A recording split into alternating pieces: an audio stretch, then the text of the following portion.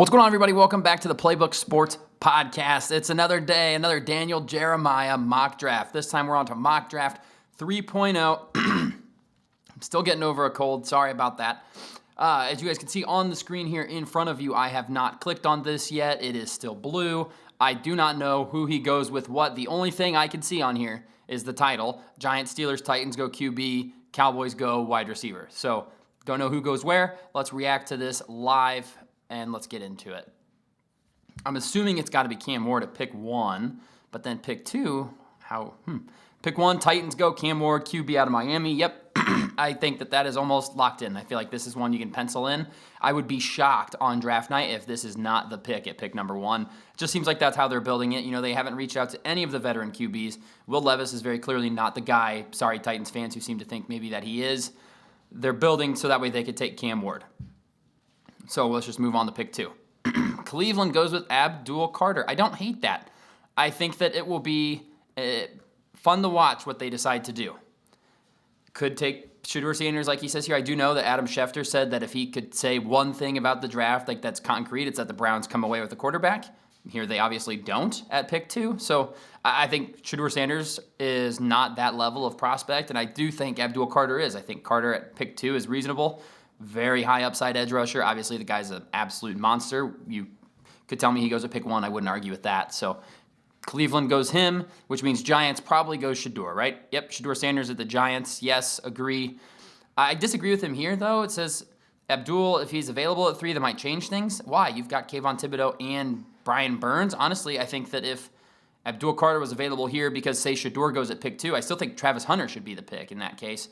But I don't mind them going with QB. Like I said in our last mock draft, which, by the way, if you have not seen that yet, make sure you guys go check that out. It's right here on the channel. I think that the Giants head coach and GM both need to be thinking in terms of if we go vet quarterback like Aaron Rodgers or Russell Wilson, we're all on one-year deals. Every one of us is on a one-year deal. If this fails, we're all out and we're all out of a job. If you go Shedeur Sanders, you might buy yourself another extra year or two where you could say, listen, we just need time. Like we've seen that he can be solid. Give us a little bit of time. Don't change this up right now. So I think Shedeur Sanders, for their standpoint, is a good pick. He's not the third best player in this class, and it's not really close for me. But I understand the thinking here. So Shedeur at pick 3. Pick 4's got to be Travis Hunter, right? Yep, Travis Hunter to New England makes sense. I don't think that they go offensive tackle. I agree here. I think that, and I know it's like an obvious move, but Hunter gives you the best weapon on offense and your second best corner behind Christian Gonzalez. If you want to play him both ways, I think this is a really good pick for a Mike Vrabel defense. And however they run their offense, right now you guys don't have a single weapon in New England outside of Mac Hollins. And if Mac Hollins is your number 1, you're screwed. You're not going to put up points like that. So and you really haven't addressed the offensive line yet either. New England's free agency has been mostly about their defense, which is surprising. But I like the Travis Hunter pick here. I think that that'd be a really good one. I think they probably hope Abdul Carter falls to them and they take him at pick 4, but I don't mind Travis Hunter here either. I think those are very likely the first 4 picks we see. Pick 5 to Jags. I mean, is this Mason Graham? Feels like a Mason Graham spot. I've been hearing a lot that they like him. Oh, Jalen Walker. Wow, that is shocking. Would form a dynamic trio with Josh Hines-Allen and Trayvon Walker, with the latter kicking inside on passing down so they can all 3 rush. Off ball early, and then off the edge. Wow, that is surprising. If I'm Jacksonville, I trade down instead of take Jalen Walker. I like Jalen Walker. I don't think he's a top 5 pick. Man, that seems early, but I don't know. You could talk me into Carolina at 8, and really what's the difference between 5 and 8? I just feel like if you're going to go defensive line, you probably go interior, in my opinion. But who knows? Maybe Jalen Walker needs to be higher on everyone's boards. Pick 6, Raiders, Ashton Jeanty. Yeah, this is another one where I think we're getting close to being able to write this one down in pen, just because this is a Pete Carroll run team now, and he's going to want to do it the same way he's done it in the past, which is with a strong running attack and a quarterback who's careful with the football. Geno Smith can be careful with the football. You turn around, hand the ball off to Ashton Jeanty a ton, and the guy's an absolute monster. I like that pick a lot for them. It seems early for a running back. Well, it seemed early when Bijan went at pick 8, and look how that's going. And it seemed early when Jahmyr Gibbs went at pick 12, and look how that's going. Sometimes it just makes sense. So I don't hate this pick at all. Jets on the clock here. Is this Armand Membu? This is probably Armand Membu. Makes me sad. Yep. Gosh darn it. Armand Membu, right in at right tackle. It just makes too much sense, guys. It just makes way too much sense to do this. He is the best tackle in the class. He plays right tackle, so you don't have to worry about switching him to the left side like you might have with J.C. Latham last year, who will move back to right now because it's hard to switch sides in the NFL. But M'Benbu's a day one starter, and there's your offensive line for a couple seasons, man. You got Elijah Vera Tucker, you've got Tippmann, and you've got John Simpson on the interior, and then you've got Olu Fashanu and Armand M'Benbu as your bookend tackles for years to come. I mean, I'm jealous of that. I'm jealous of that as a Dolphins fan. I wish that I could say that for our tackle position. Pick 8, I think I accidentally, it is Mason Graham here. What a huge win for Carolina that he falls to at pick 8. He's one of the best 4 players in the draft class, I think, up there for sure. And he just happens to slide right to them. I'd be surprised if the Jags pass and if the Jets both pass on Mason Graham, but Panthers are a great spot for him. Like it says here, they obviously tried to get Milton Williams. It seemed like they had him, and then maybe a change of heart or whatever. Maybe New England said, we will pay you even more money, and he took the money. Either way, I think they should be happy with this because Mason Graham is better than Milton Williams. You can take that right to the bank. Milton Williams has never played more than 50% of the snaps. So why are we paying him $26 million a year? I don't know. You can get Mason Graham, who will play 75, 80% of your snaps, I would think at least, and be dominant. He was dominant for Michigan. He'll continue to be dominant. And put him next to Derek Brown on that defensive line. You've got some nasty defensive tackles. You're going to get a ton of pressure up the middle. I like that pick for Carolina if he's there. New Orleans Saints, I struggle to figure out where the Saints are going to go. So who are they going with? Jihad Campbell, interesting. Versatility to be a major weapon for a creative DC like Brandon Staley. Okay, yeah, I suppose Brandon Staley. Interesting. Jihad Campbell. I don't think I've seen him in the top 10. I like it, especially if you make sure that he's an off-ball linebacker. Please don't try and convert him to an edge rusher. It's not his game. He is the best off-ball linebacker in the class. He's a starting middle linebacker in the NFL. Alabama linebackers typically do pretty solid too. So I like that pick for them. It's surprising. I haven't seen it. I've seen a lot of people go defensive line, but I could see Jihad Campbell going early. He's good enough to go early. I don't know if he's top 10, but he's close. He's close. So you can make that argument for sure. Pick 10 Chicago Bears go with offensive lineman Will Campbell. Yep, just finish the line. Braxton Jones is solid. He'd be a great swing tackle for you. Will Campbell can start at left tackle. Now, do you think Will Campbell is a lock to stay at left tackle? To be determined. That's up to everyone's own interpretation of how they think he'll translate to the NFL. He obviously did it at a high level at LSU, going up against all of these great pass rushers. Now, all of these great pass rushers are in the NFL, and you're going to have to go up against them too. We'll see how he does with the shorter arms and make sure that he can play. But if he is as good as we think he could be, right? If he is as good as people advertise him to be, the Bears' offensive line is good. Like it says here, you've got your 2 top 10 tackles in Darnell Wright and Will Campbell. You've rebuilt the interior of your offensive line this offseason, and you are ready to roll. I do not hate that pick at all. 49ers at 11 here. Where do they go? Jahdae Barron. Okay, I like that. I like that a lot. I could see them considering safety with Talanoa Hufanga gone. Obviously, they still got good edge rushers, so you don't need to probably go edge rusher here, but Charvarius Ward left, and they didn't bring in anybody. I thought for sure they'd bring in DJ Reed.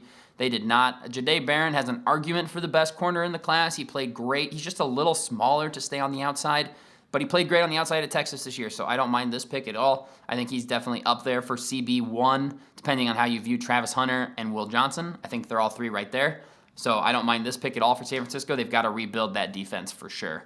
12 to the Cowboys. He said wide receiver. Tedero McMillan's still on the board. That would be my pick. Is he going to do that, though? I don't know. I feel like he's high on Matthew Golden. I'm going to say it's Tedero McMillan, but it wouldn't shock me if it's Matthew Golden. Cowboys.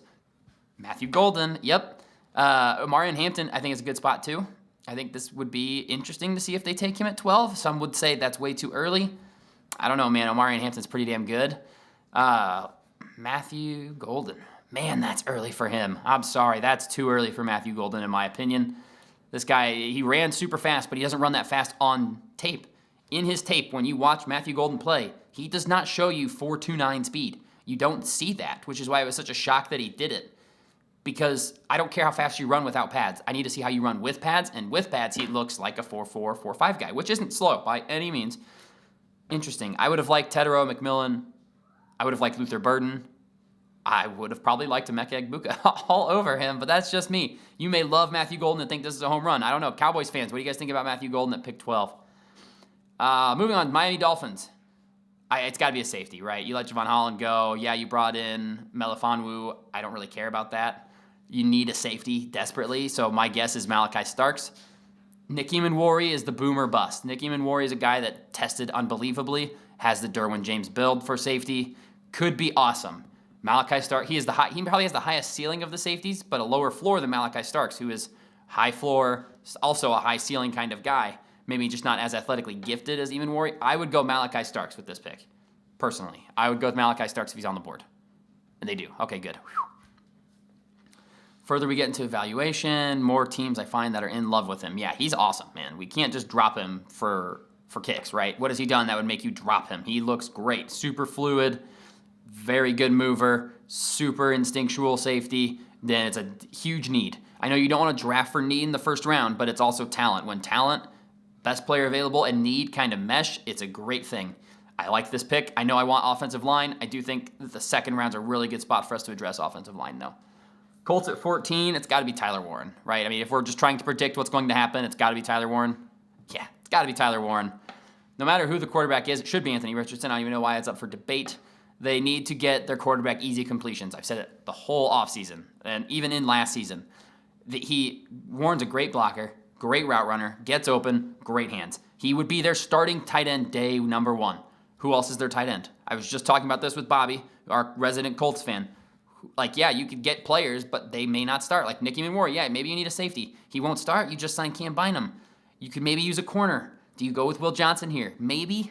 But who is going to start at tight end for you? And if you ask yourself, will Tyler Warren start? The answer is a definitive yes. So I like this pick a lot. I think Tyler Warren is going to be very, very good, man. 15, Atlanta Falcons. Go with Will Johnson, corner. Yep, I like this a lot. I think he's going to be really, really good. I don't understand why we're all so worried about how fast he is when he hasn't had issues before. Get him in a zone style of defense, and just you can count on him to shut down half the field. Wouldn't mind him at 13 in Miami either. I think it should be Starks or Johnson. I'm very happy with either of them. I love Will Johnson's game. Good size for the position. He's 6'2". Great size for the position. A true lockdown corner. I like that in Atlanta, man, alongside A.J. Terrell. Now you've got some lockdowns out there. So great pick. Arizona here, pick 16 going with Gray Zabel as the third offensive lineman off the board. I am shocked. Quite a few teams targeting Zabel in this area of the draft. Great process. He has had a great offseason process, and he is very versatile, and teams really like that. I like Kelvin Banks' game more. I like Joshua Simmons' game more. There's a handful of guys I think I like a little bit more than Gray Zabel, but I don't mind it, I suppose. He can play all 5 positions, which is really nice, so it feels early to me. 17, we've got the Bengals going with edge rusher Mike Green. Yeah, compliment to Trey Hendrickson, more like replacement because he's probably going to be gone. You definitely got to address the defense now, right? You've put all of your eggs in the basket of the offense. You're following the Miami model. It hasn't worked. It has not worked, and now you're paying 44% of your cap to your quarterback and your 2 receivers. Is that an indictment on Joe Burrow, guys? Is that like, hey, he needs to have these 2 elite wide receivers for our offense to be successful? Because I'm pretty confident he could get it done with Jamar Chase and then like Andre Josivas in there and Jermaine Burton and these other guys and maybe even draft a guy. I would have saved that money and paid Trey Hendrickson personally. But Mike Green, if he can come in and be the guy he was at Marshall, this is not a bad pick. Pick 18, Seattle, Colston Loveland. Okay, interesting. So we go with value here over that. All right. Gives them a good group of pass catchers for sure with JSN, Cooper Kupp, and now Colston Loveland. I like that. They do need a tight end for sure. Really think you probably go offensive line here. Interior is pretty rough shape for Seattle, but I don't hate this. 19, Tampa Bay. Is it going to be an edge rusher? Feels like it should be an edge rusher. It is. Donovan Izaraku. Bucks GM values production. He sure does. 16.5 sacks out of Izaraku. He's got some awesome bend around the edge. He's flying up draft boards the more we're kind of getting into it. I mean, who watches Boston College? No offense, guys. It's good to sit down and look at these guys and how they did on these teams because he was great last season, and he's someone I think that is going to be a top 20 pick. I would be surprised if he is not. Number 20, we've got the Denver Broncos going with Omarion Hampton. Yes, great pick here. Love that pick. Both tight ends are off the board. Makes it really, really easy. And you also brought in Evan Ingram too. So I'm not saying that like takes him off if Colston Loveland or Tyler Warren are available. Absolutely could see one of them being the pick here. But I really like Omarion Hampton. I think he is closer to Ashton Jeanty for RB1 than people want to give credit for.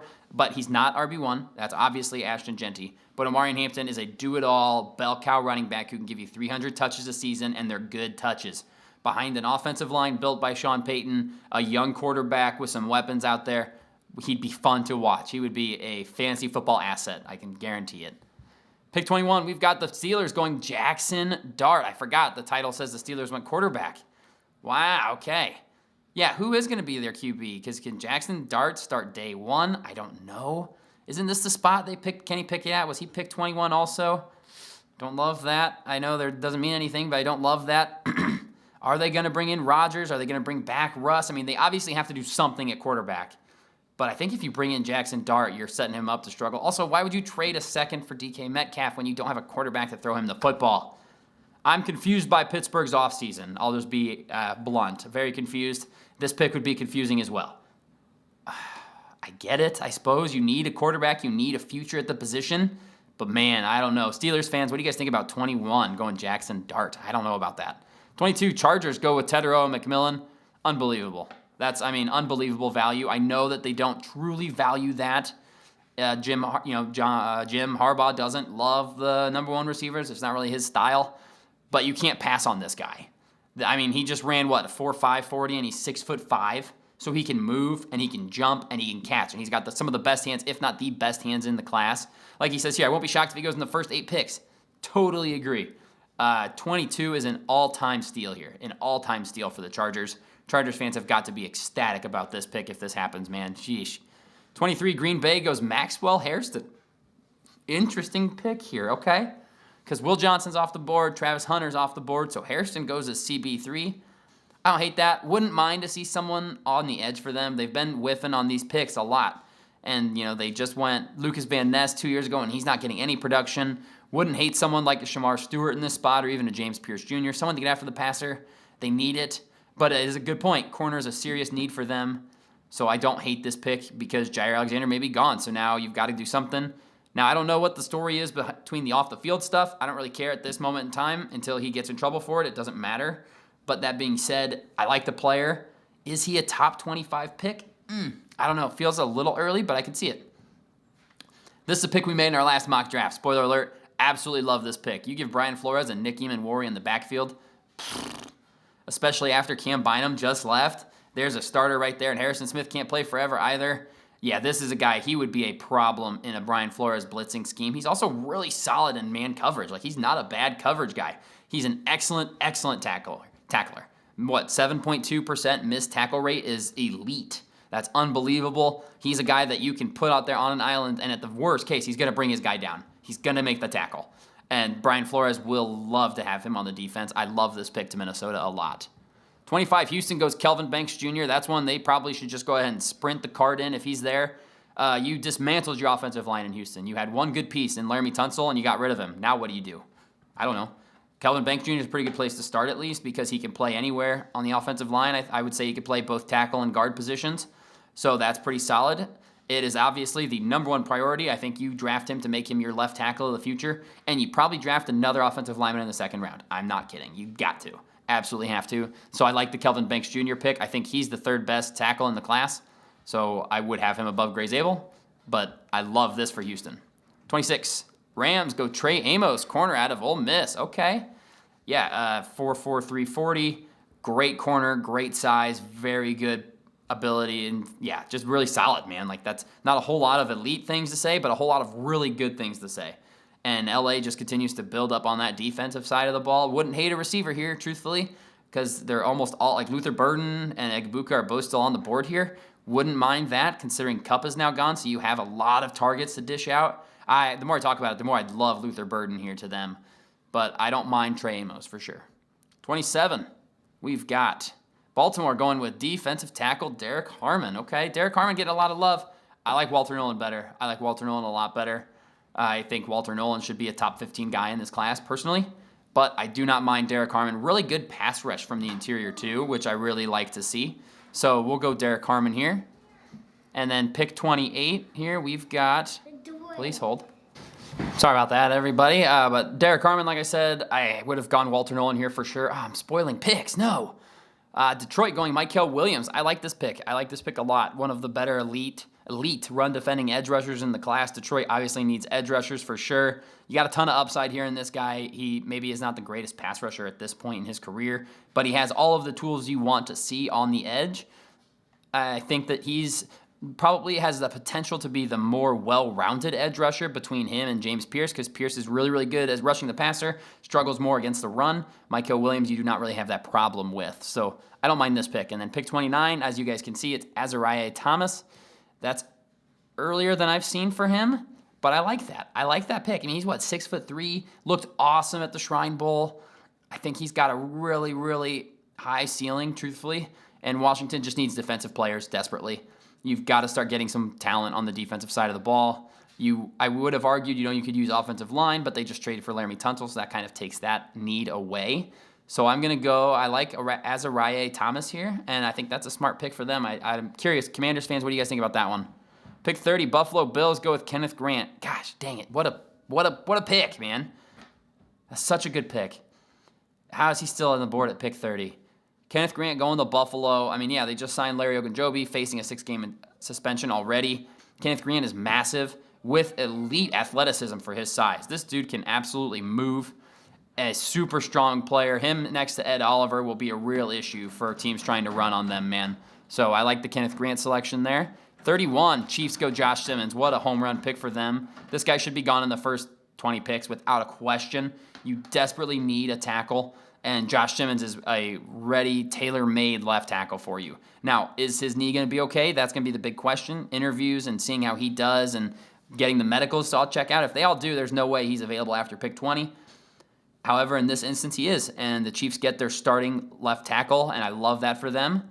And then finally, we've got the Philadelphia Eagles going edge rusher Shemar Stewart. Okay. Solid, man. Solid. Probably should be a Georgia defensive player, right? Because that's all that they draft. But I don't mind Shemar Stewart here.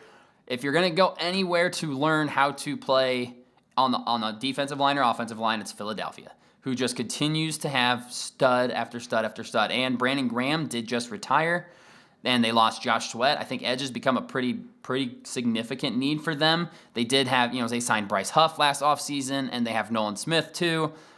But Bryce Huff was terrible last season. Shemar Stewart gives you super athletic upside, and Vic Fangio will have a new guy that he can kind of mold to be one of his star defensive players, and you just continue to add talent and studs to that defense that just won you a Super Bowl. So I do not mind that at all.